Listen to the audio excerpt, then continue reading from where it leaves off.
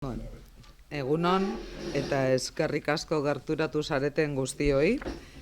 Mil esker zuri ere Julian Eraso Ozetako presidentea, Amorebieta Etxano itzuliaren mapan kokatzagaitik beste urte batez. Izan ere, hau posible bada, zuen konpromisoagaitik eta egindako lanagaitik da. Apirilaren bostean, itzuliaren bosgarren etaparen anfitrioiak izango gara beste urtebetez.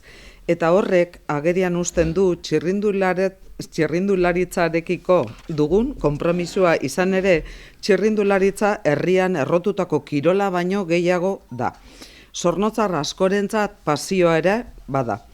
Etapa honetan, txirrindulariek 175,9 kilometro egingo dituzte Gasteizetik Amorebieta Etxanora. Eta aukera paregabea izango da munduko txirrindularitzako elitea. Eta ikuskizun hau ahalbidetzen duen karabana gertutik ikusteko eta gozatzeko. Hori horrela, urtero egiten dugun moduan, lasterketaren egunean Amorebieta Etxanoko kale eta errepideetara gerturatzeko gonbidapena luzatu nahi diet, bereziki Zornotzarrei, gure herritarrei. Ikuskizun handi honetan, txirrindulariek gure animoak jaso eta bidelagun senti gaitzaten.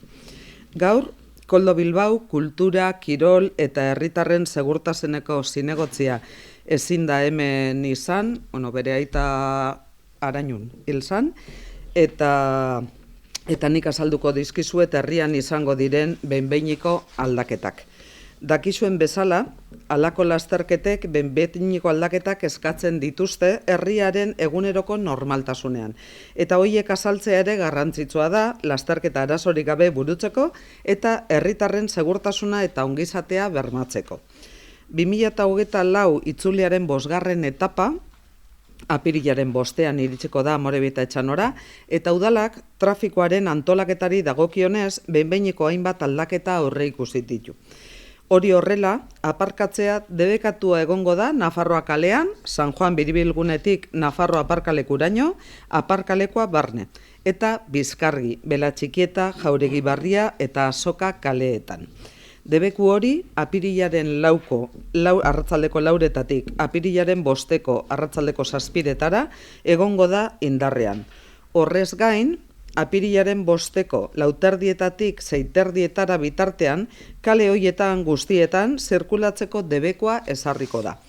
Udalaren izenean, parkamena eskatu nahi di eta aldaketek sor ditzaketen eragozpenen gaitik, eta aldez aurretik eskertu egin nahi diet herritarrei kirol ekitaldi hau behar bezala garatzeko duten konprentzioagaitik eta ulermena gaitik. Eskerrik asko danoi. Egunon denori eta ongitorriak, udaletxe honetara, Ainhoa alkatesak utzi digu bere etxean aurkezpen hau egiteko leku politxau, eta gure aldetik berritxan, etorri gera, bigarren aldiz, izango da itzuliaren presentzia, Amorebieta Etxanon, eta espero dugu jarraitzea, espiritu horrekin jaio baiginan.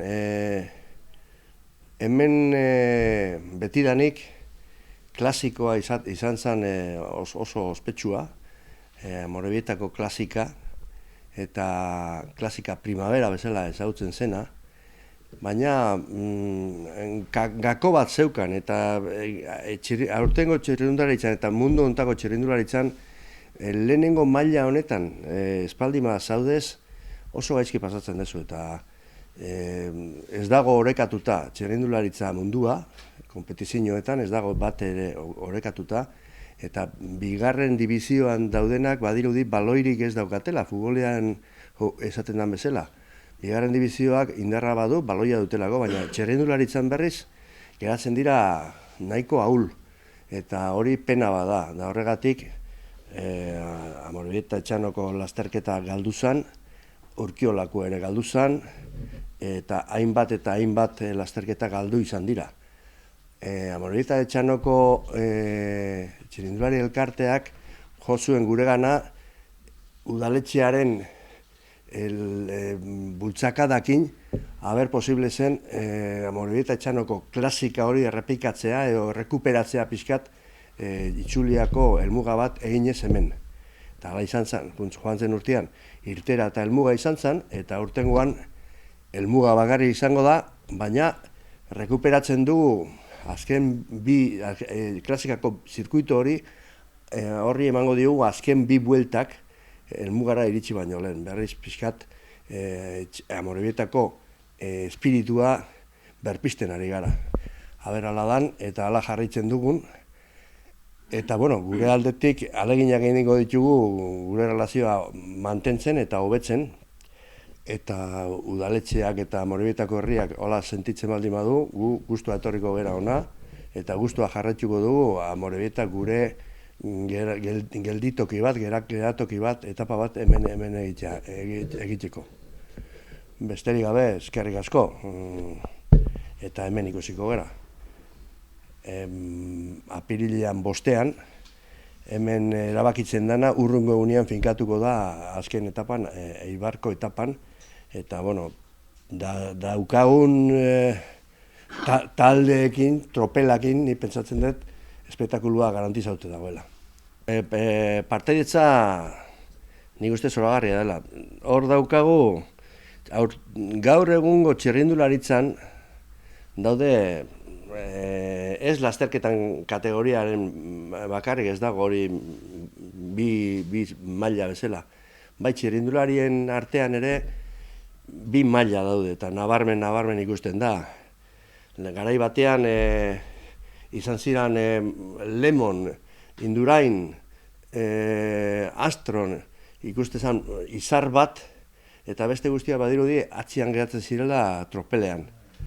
Gaur egun daukago suertea, eta hor dauzkago 200 erdi bat txirrindulari extraterrestreak direnak, eta ez da nire hitza hori, Mikel Landak esandakua, eta behin baino gehiotan, da azken bolta honetan gertatu dena, Mikel Landak esaten du beti, hemengo herritarrok jende normalen artean bera honenetarikoa dela, baina beste horiek daudela beste maila baten extraterrestreak eta hor, 200 erdi horietatik 4 dira, gehien bat 4 dira etapetako lasterketan ibiltzen direnak. Eta hauek dira, Pogačar alde batetik, boltan ibili dena, eta gero beste 3 gurekin dauzkagunak. Vingegaard, Evenepoel eta Roglic.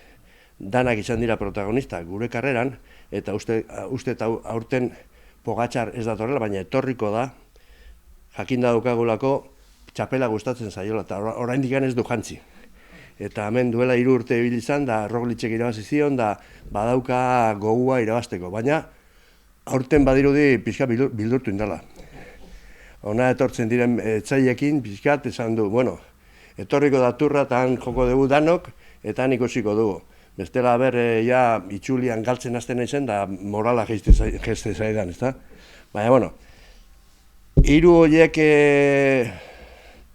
beste munduko txirrindulari dira, baina beste 3 horiekin batera daude, Godu, Kuss eta Yates anaiak, eta hainbat atzerritar. Eta gero bertako jendea, iaz Vingegaardek irabazi zuen, eta 2 euskaldun izan zituen Euskal Eskuma. Eta aurten ez dakit irabasteko lain izango diran, baina hemengo Izagirre anaiak, Pello Bilbao, Mikel Landa, Omar Fraile, euskal txirrindulari maila oso altua da, eta goian ibiliko dira. Eta Mikel gainea dauka konpromisua, Evenepoel ondo eruateko metaraino, eta ikusiko dugu, bateo bestea biak nola biltzen dira, nor. Baina, partizipazioa da, aurretik aur inskripzioa egin dago, eta hor aldaketaren bate izan daiteke, baina ez dugu espero.